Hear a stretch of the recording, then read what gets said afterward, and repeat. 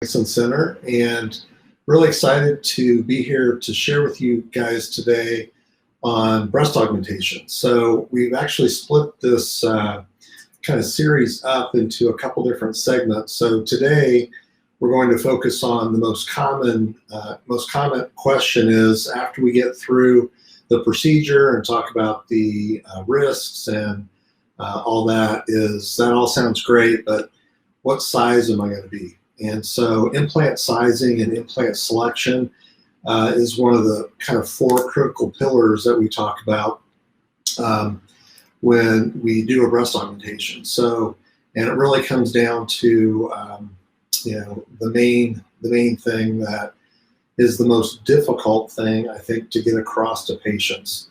After doing this for so long, we really have developed, I think, the best method to actually give patients a really good idea of the different options and when it comes to sizing. So that's what we're going to talk about today. So you guys ready? So we're in our consultation room, and when you come into the Bengtson Center, we basically meet with you in our consult room first, and Dr. Alfonso or I will come in and chat with you, meet you, talk about what you'd like to talk about today when it comes to breast augmentation, and ask you a certain number of questions. Those mainly are what your current bra cup size is now, and what your goals are for surgery, if you have any specific goals, and then talk a little bit about your medical history to make sure that you're healthy and don't have any medical problems or contraindications. Not too many contraindications to surgery, except for, say, active infection or some sort of bleeding disorder that we have to kind of work through. But usually those things are surmountable. So basically we meet you here, and then we take you into the exam room, which is right next door, and then we basically do a physical exam. The way that we, Dr. Alfonso and I, really kind of set the stage for breast implant selection is we base the implants that are options for you on your own breast measurements. And so the most important measurement to look at is your breast width. So we actually measure the specific width of your breast, and then also the elasticity or the stretchiness of the breast. And then we come up with a range of implants that kind of fit within your body. We don't just randomly choose implants. A lot of patients come in and say, I want 400 cc implants, that's what my friend has. Well, your breast volume and shape is the main determinant of your outcome. So it's not helpful to really go just specifically with whatever implant you think you should have or what your implant your friend has. We have to basically go with your specific measurements. What I tell patients is it's a little bit like the Price is Right game that has the fridge at $692, and that red bar is kind of going across, and then you hit the button when you're kind of in the range that you think that the implant or the fridge costs, right? So it's a little bit like that. There's not one perfect implant size for you with, say, a base range of your breast at 12 centimeters. I like to stay within about 1 centimeter of that base width. So anything from about 11 to 13 centimeters, and that's about 150 cc's variability within each implant and implant range. So we measure your breast width, and that gives us a specific range that will work inside your body. About 25% of the breast surgery I do is revisional from other plastic surgeons, and typically that is in patients where they've been over-augmented or they didn't get a lift that they should have had a breast lift on. We'll talk about that breast lifting next time. So we really need to stay within the bounds of what your breast is. Otherwise, we risk a lot of complications, and I can just tell you it's not a happy pathway to be on if we're dealing with surgery after surgery and size changes and lifting and all those issues and dramas. So there is a set range of implants that really are designed to fit your breast and your body safely that won't create different complications in that. The second thing is about 200 to 225 cc's is one bra cup. So if a patient comes in and she says, like, I'm a B, then basically we measure her specifically. And a cute little plastic surgeon from New Jersey, Caroline Glicksman, and I did a landmark study on the standardization of breast implants. And as you know, today there is no bra cup standard. So, if you go to Victoria's Secrets, they're really more of a fashion, a lingerie company now. They're not a bra manufacturer. And they're typically optimists, right? So you're typically 1 or 2 bra cups bigger at Victoria's Secrets than you actually are, right? I think you guys have probably figured that out. You're also probably a size 0, by the way. So, that's just kind of, how the marketing works. So we measure you. If you are a B, then we specifically, or you think you're a B, we specifically measure, and I'll just show you this book publication that we did. Hopefully you'll be able to see it. Really is about standardization of bra cup measurements. And so what we do is we actually measure, let's see if we can see this here, hopefully. We measure the hemicircumference of your breast. So there's a point or inflection point out here on the outside and on the inside, and we measure this hemicircumference across your breast and get a specific measurement. And that measurement, it correlates to a specific bra cup. So what we do is we actually standardize your bra cup to the same standard as us. So it likely will be different than what you think you are, but at least it aligns us at the same starting point, okay? And then again, we did another study, about 200 to 220 cc's is one bra cup. So if the patient is about 18 centimeters, kind of hemicircumference, right in the middle of the B range. If you want to be a small D, full C, that's about 400 cc's bigger. 2 cups bigger is about 400, low 400s or upper 300s bigger.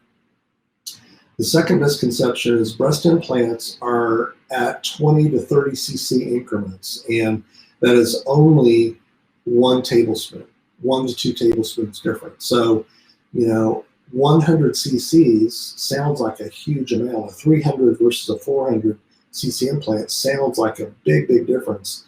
It's actually only 1/2 of 1 bra cup. So little increments, the next implant size bigger is just a few millimeters different in projection or width. So, if say we do recommend a 345 cc implant for a 12.5 centimeter base width of your breast, the next implant up is 360. The 2 implants up is 375. 375 sounds a lot more than 345. It's literally 2 tablespoons. So you really have to jump bigger increments to really make a visible size change difference. So the bra cup management or estimate is really, really important. The next phase of things, though, I think really is the most significant and best way to try and let you know what options there are implant-wise, size-wise, and what actually you're going to look like. And the system we use for that, as far as I know, we're still the only practice in West Michigan that has Vectra 3D imaging and simulation. Been really honored to work with Doug Canfield at Canfield Labs for the last 20, 25 years, helping develop these different programs and modules for breast augmentation, breast lifting, facial, recognition and different facial management, non-surgical technologies, those sorts of things. It's been really cool and exciting. And Vectra imaging is by far and away the single best way to allow patients to almost experience their breasts. It is a little different when you go from 2-dimensional to 3-dimensional and experience it on your own body. And the 3D imaging does, it's not exact. When it does the simulation, the nipples are a little bit farther apart because the simulation doesn't come straight out. It kind of mimics the reflection or angle of the chest. So it is, again, at the end of the day, it's a simulation, but it really does give you a really good and really the best estimate of what it can look like. And so with the 3D simulation, we can basically put different implant sizes in. We can also do different breast lifts for patients that are saggy or ptotic, where the nipple is below the fold when you're standing. You need a breast lift to lift the breast up, and we can simulate that without an implant. So the technology is really, really significant. So what we'll do is we'll show you just a standard patient, and this is just an average augmentation patient. She is kind of in the B range, so she has about an 18 centimeter hemicircumference of her breast. We measure her base width, and so it's basically the distance from the outer to the inner area, kind of the yellow dotted lines that you see there. And her base width is about 12.5 centimeters. So we know, Dr. Alfonso and I know, that the implant range is about 200 to 400 cc's that will kind of work within her breast. It also tells us some other measurements that are kind of important to look at as well. And then we also have to look at the elasticity. So what is the elasticity of the breast and breast skin and tissue like? And she's kind of tight to normal. So if you have really tight skin, your breast will only tolerate a certain projection of implant. So we also need to look at that. So this is the power of Vectra. So on your left, the non-tan sort of patient, that's her simulated outcome with a 335 cc implant. The image on the right with her tan is her actual outcome at 1 year with a 335 cc implant, the same one that we simulated with. And so when you can kind of see how accurate that is side by side, what's crazy about it is this is her simulated view overlapping her actual outcome. And so you can see it's almost like a mirror image or a moulage of her final outcome. You can see, where the tan image is kind of overlapping and where there's a few millimeters kind of different. We call that the cocktail party view, the view at the bottom. That's the first view you see when you wake up, right? So it can be a very dramatic change, for patients. But you can see the simulation is super, super accurate compared to her actual outcome at 1 year. This is another patient, again, just showing her simulation versus her actual post-op outcome with a 320 cc implant. And let's see what the next slide is on that. And this is her ghosted image. So basically, again, it's the simulated image on top of her actual outcome. And again, it's almost an exact image or imprint. So this is where the state of the art of breast augmentation is today. And we'll go through these images with a patient. We go through, a little bit more of a jump with, implant selection, so you can actually see a difference. So we don't simulate you with 345 and 360 because there's no visible difference, and we can show you that. So we need to kind of jump up 2 or 3 implants before you actually see a big difference. So we'll image patients within that range. That really is the best implant for you and your body. And so it's, again, kind of in summary, we're choosing the selection of range of implants based on specific measurements of your breast, not necessarily what your friends have. And so it's really based specific on you. One implant bra cup size change is about 200 to 220 cc's. And so most patients come in looking for about a 1.5 cup size difference to our practice. Our Our approach really is to create a very natural, proportional breast to your body. We're not big over-augmenters, again, because I know that it's going to create problems and complications for you and start you down that revision pathway, which is just not a good pathway to be. And so our average implant size is about 350, 360, something in that range. About a cup and a half bigger than patients are when they come in. And but we'll augment anything within that range that you would like to go. And then we're able to actually show you what your breast can look like. So you can really almost experience your implants before surgery. How significant is this? It's really, really important. Before Vectra imaging, I had a size change rate of probably 20%, where patients would come in and say, we just disconnected on the volume of implant and that we chose, usually too small, sometimes too big. And so I would have to exchange the patient out, and there's no need for that.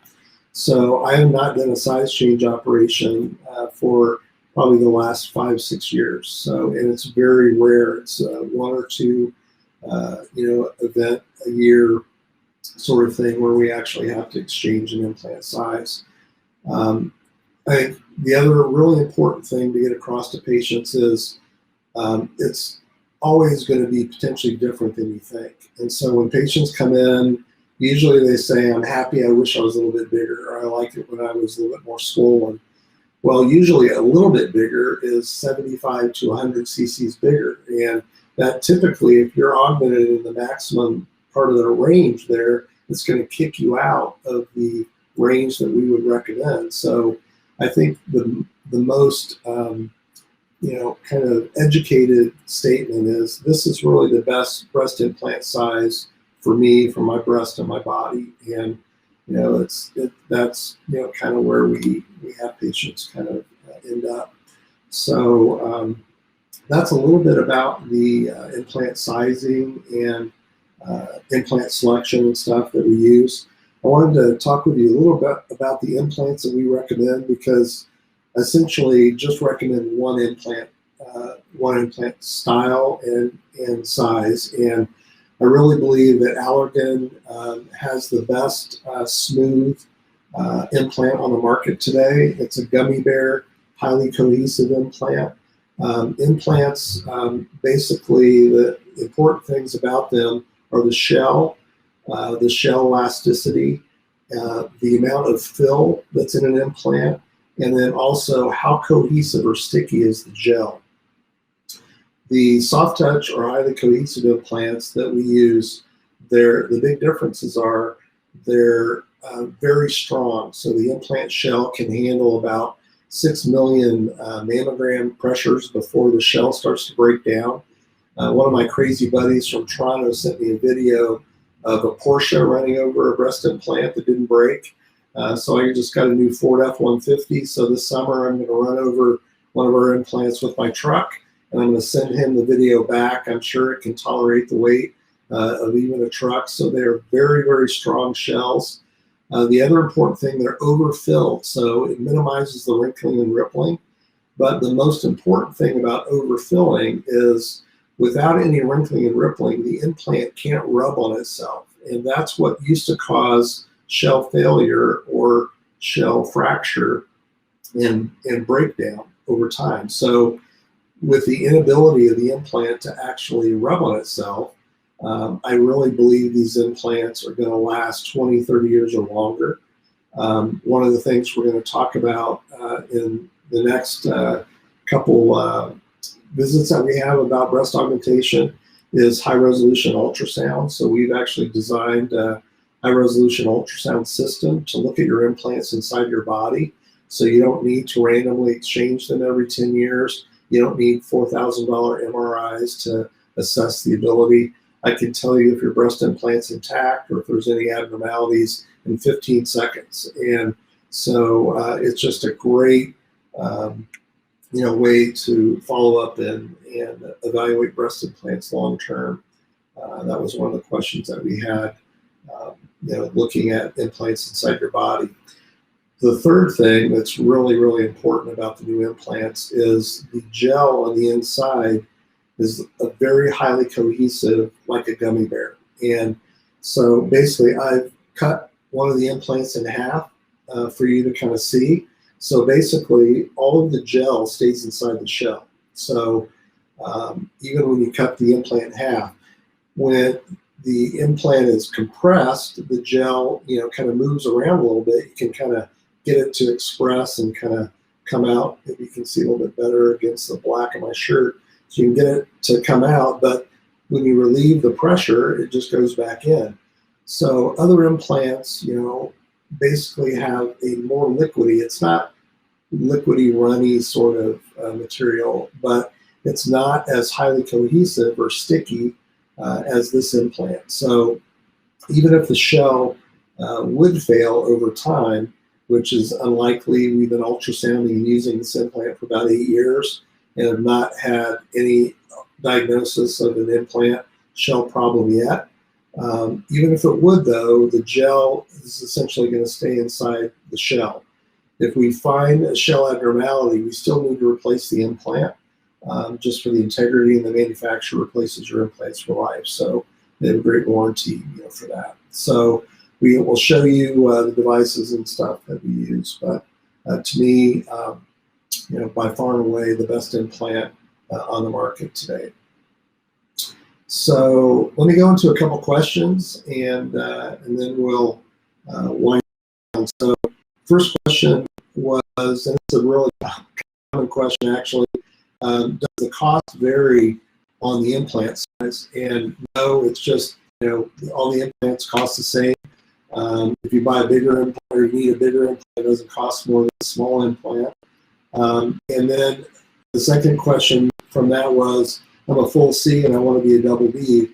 Well, first of all, we would measure you and tell you what you are to our standard to make sure we're at the same starting point.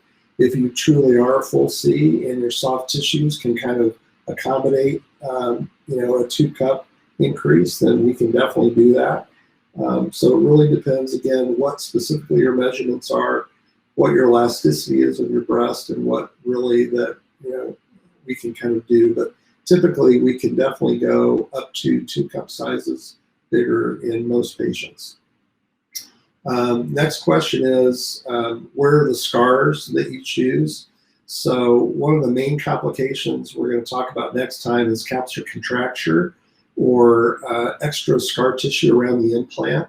And again, doing a lot of additional research, when we go through the armpit and certainly through the periareolar area around the nipple approach, we go through the breast, and we can culture bacteria out of about 85% of patients' breasts. And so we prefer to place the implant through a 1-inch incision right in the folder crease. And we know actually exactly where that folder crease is going to be based on the implant and your breast size that we choose.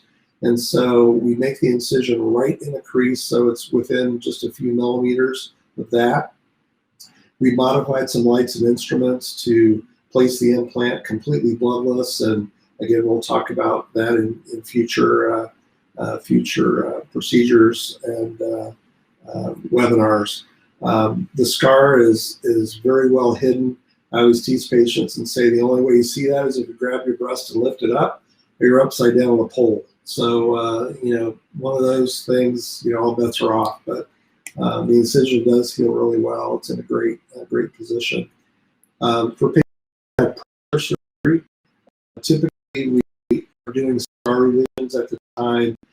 We can usually place the implant through a prior scar that we're revising, where still our preference is to go through a full approach. So we talked about that.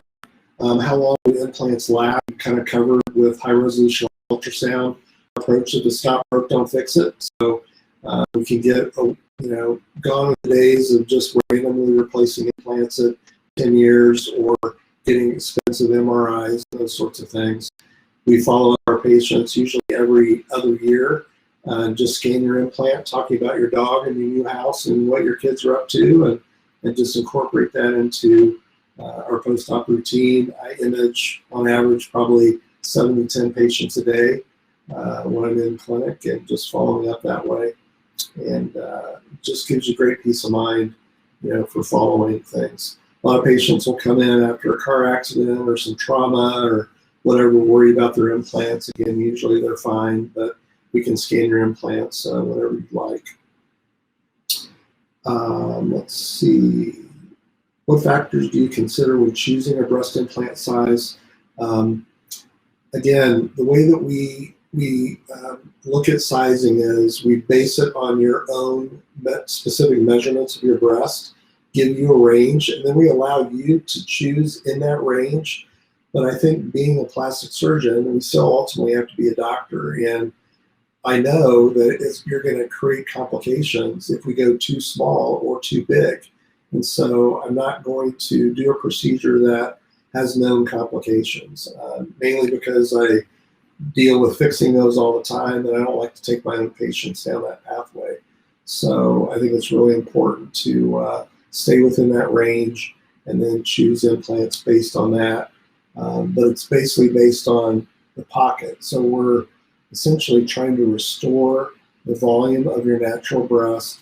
I really believe the best plastic surgeries and patients you can't tell have had it. So our sole focus is really natural, proportional breast to your body. And again, we let patients choose within that width and dimension that we have. And I think the Vectra imaging really goes a long way to help you, allow you to visualize those sorts of things. So those are the main questions that we have. I got 3 over here. Okay. Can I ask you? Sure. I'm a full C and I'm scheduled for a lift. What are the pros and cons of adding an implant? Okay. So, breast lifting and those things, and we're going to go into that in the future. It's one of those, it's a great question. I'm glad whoever it is, called in and asked the question. So there are a few really important principles that you need to know if you need a breast lift. And the first one is patients are either high, average, or low breasted. Okay, so when you lift your breast up a little bit to the foundation of your breast, it's either high up on your chest, average or normal, or low. And so a breast lift, the only thing a breast lift does, it, like the Leaning Tower of Pisa, it basically kind of brings the tower up onto the foundation. There is no plastic surgical procedure that takes that foundation and lifts it higher on the body. So you are what you are, and low-breasted patients that have a longer distance from their sternal notch down to the nipple, or their foundation of the breast is low, the first concern they have afterwards is, I thought my breasts were going to be higher. So really super important to find out, am I high, average, or low breasted? The breast lift or mastopexy just rotates your natural breast up on your body, so the nipple, which is below the fold when you're sitting, if that nipple is below the fold, you need to lift the nipple up over the fold so the breast and the implant can be one unit. And so if it's below the fold, you need to lift, depending on how low it is, based on that fold determines how much of a lift you need. So it determines what scars you need. So the first thing that's important is, where's my nipple in relation to my fold? And if I need a breast lift, where's my breast on my body? So mastopexy lifts the breast and the nipple up over the lower part of the breast. There's nothing a plastic surgeon can do to sew the breast together or bring it up higher on the breast or anything like that. So the second principle that's super important is it's an implant that shapes the breast. So if you do a breast lift, and I've seen 5 patients this morning for augmentation mastopexy, okay? And when some of them are like a D or D plus already. And so it's really important when I lift their breast, they still have that scoop in the upper polar breast. The only way to improve that is with fat transfer, and it's not as reliable because a lot of times we can't transfer enough fat up there at the same time as the lift. And also about half of the fat goes away, and there are limits on how much we can augment the breast. So fat usually is not an option, and fat technology, unfortunately, is not a breast implant replacement option today. Maybe in the future it will be, but patients come in all the time. I want to be fuller, but I don't want an implant. There's no solutions that we have. We can't really get more than about half of a bra cup of volume of fat. So again, the important second guideline is it's the implant that shapes the breast. Okay, so what that creates is a little bit of a quandary for us. So I tell patients that you can either be volume focused or shape focused, but those are at odds with each other. Okay, so if a patient comes in and is a D or D plus and is already very full, and she's like, I do not want to be bigger. In fact, I want to be a little bit smaller. I can't give her the shape of the breast that she wants. So if you are completely volume focused, then you're going to have to create that fullness of the breast on your own with the bra or bathing suit.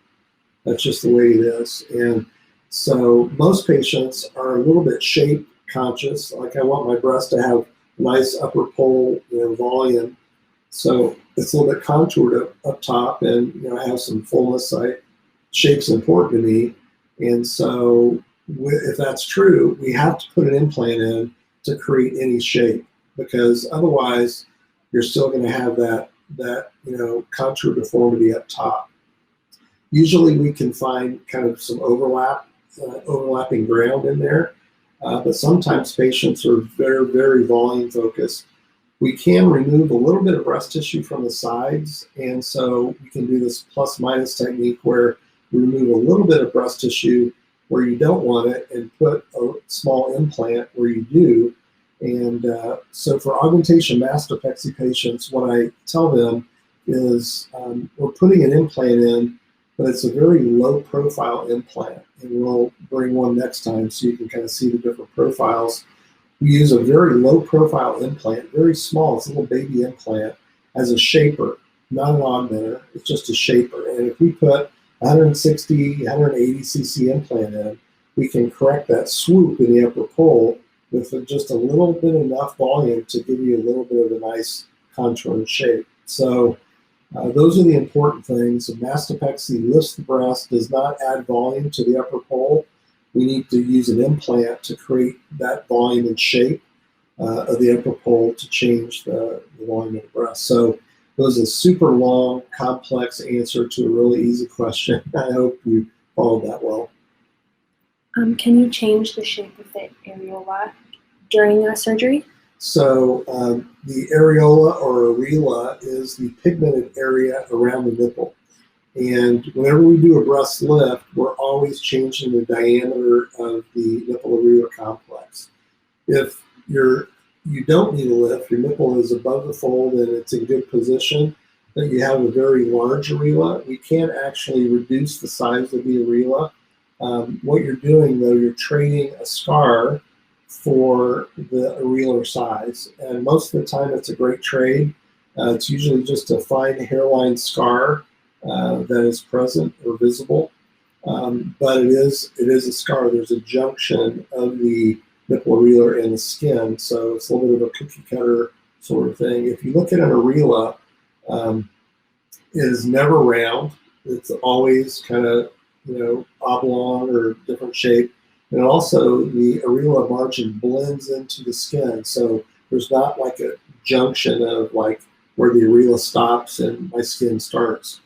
With a mastopexy or a periareolar around the nipple mastopexy, just to reduce the size of the areola, there's a specific junction or line. Usually it's just a fine hairline scar, and 99+% of the time we go about our day, not naked and exposed, and so it's a good trade-off for patients, but they do need to recognize they're trading a scar for the areola diameter. Any other questions on the area out there? we've answered all your questions, so that's wonderful. So we'll have this webinar archived as well on our website. Just a shout out, we're launching a brand new website within the next 48 hours. So super excited about it. We've added a lot of different technologies and usability. I think you're going to find it much more beautiful, by far and away the most exhaustive, largest, and most beautiful website that I've seen. So definitely check it out and give some feedback on that in the next couple of weeks. So we're heading into spring break time. I think we have our next breast augmentation webinar scheduled for the 15th of April. And again, over the noontime hour. What we're going to go into, we've kind of covered implant selection and a little bit about the implants.